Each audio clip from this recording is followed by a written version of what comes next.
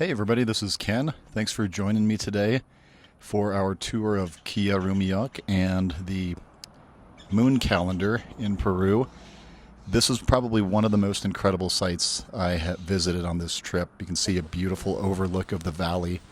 We took a little hike just up a mountain to get to this spot where Rumi is taking us. This is obviously a very sacred. We had a little bit of rain early to start, but as Rumi said, the gods parted the skies for us, and it turned out to be an amazing day. But this is called a fertility temple. People come here and make offerings at this waterfall, and it's one of the most peaceful, incredible, moving places I have ever been. Several people on our tour were moved to tears just with the energy that is present here. There is just it's just undescribable beauty. But this is what got me here, was with Rumi was making his offerings and just paying his respects, asking for entry into the site. And you can actually see a lot of flowers and things like that. People come here to make offerings for fertility, things like that. But it's incredible how this site was built in to incorporate this waterfall. So many beautifully carved megalithic stones that are highly eroded.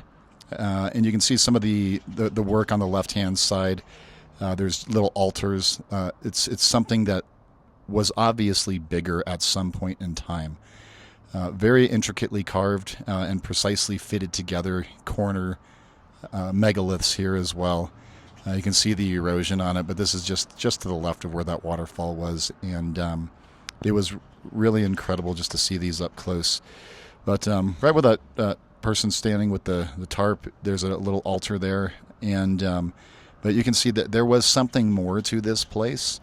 I had a chance to sit in some of these little notches. They're pretty big as well. But you can see a lot of the overgrowth. It's another spot that's really ripe for excavation. Makes you wonder how far down some of these go. What's also under on the other side of these stones? What used to be on top, and all of just the incredible precision, along with the erosion as well. So this is a little stairway that leads up to the moon calendar, and you could really start to feel the energy. Like I said, I was moved to tears a few times, but this was one of the spots when you went through that waterfall spot. You could just really start to feel that you were about to encounter something special, and then obviously you run into this. This is the moon calendar, and there was hardly anybody here.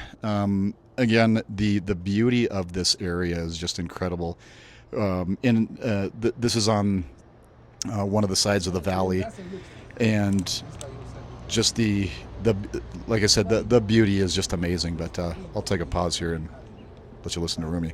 Some shamans, they say, if you want to receive the information of this place, well, in this world, it told you the magical world, this should be a moon calendar.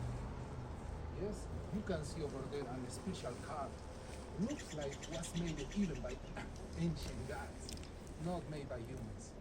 No, then doesn't look like. It's by yourself, you can see.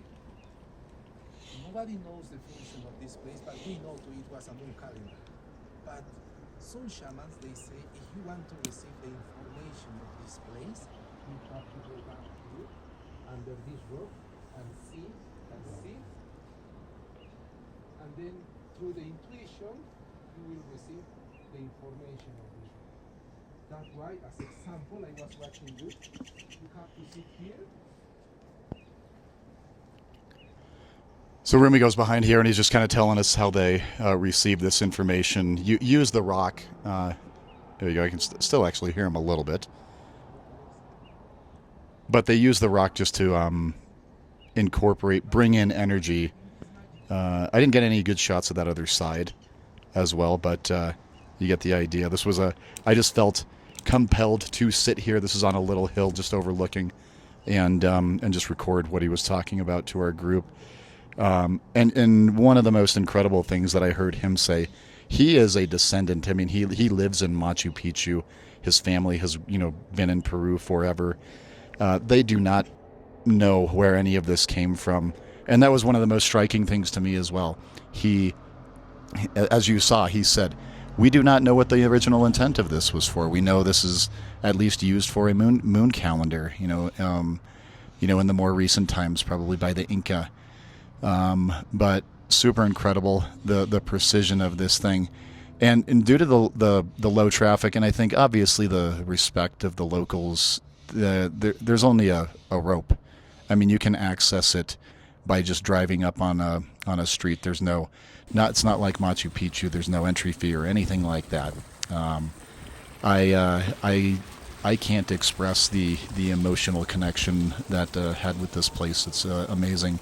There was actually a shaman there playing some music, and a couple other people were also moved to tears while being here. But you can see how beautiful that overlook is. So up a little bit higher on the mountain, we start taking a little bit of a walk, and there's a spot with a kind of an altar-like rock that's supposed to represent the mountain, and a bigger stone here as well with some carve-outs, some precision carve-outs, and just wanted to get a little shot of some of the corners and erosion, but also precision there. You can see perfectly straight.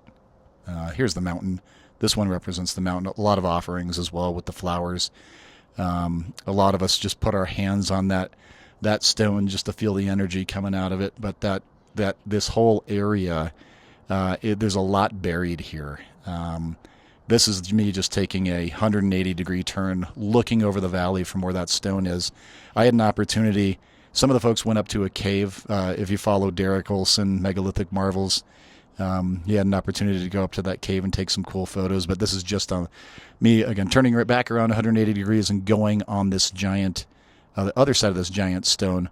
Rumi was telling us he meditated here once, and looked up towards the mountain and saw the mountain turn orange, and just had an incredible experience. This stone just gives off such good energy.